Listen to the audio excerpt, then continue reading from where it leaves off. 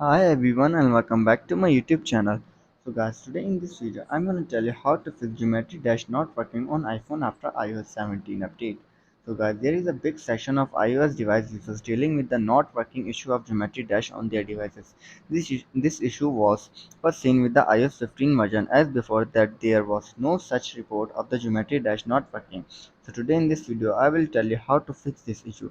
First of all, restart your device. Restarting the device can fix minor bugs as well as the issue in Geometry Dash bugs.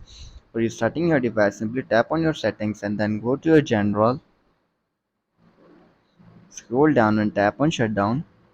Shut down your iPhone and then restart it after 15 to 20 seconds later. After restarting your iPhone, you are still facing the same issue again and again, then you have to reopen Geometry Dash. Geometry Dash game, as it's not working, must be facing some issues with the background process. Restarting the game should make the game work properly again. Simply open your game and then close it and again reopen and see that if it's work or not. If it still doesn't work, then reinstall Geometry Dash. You can also try installing the Geometry Dash app on your iOS. Simply delete it from here and then again install it. After applying this all solution and you're still facing the same issue again and again and your Geometry Dash is not working properly in iOS 17, then you have to try last solution, reset all settings. Reset all setting might be the last solution you could do to fix your Geometry Dash not working issue.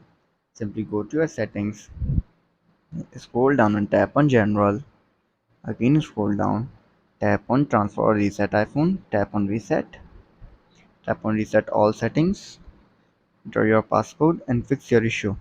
So guys, if this video helps you, then make sure to like and subscribe my YouTube channel for upcoming videos, and thanks for watching.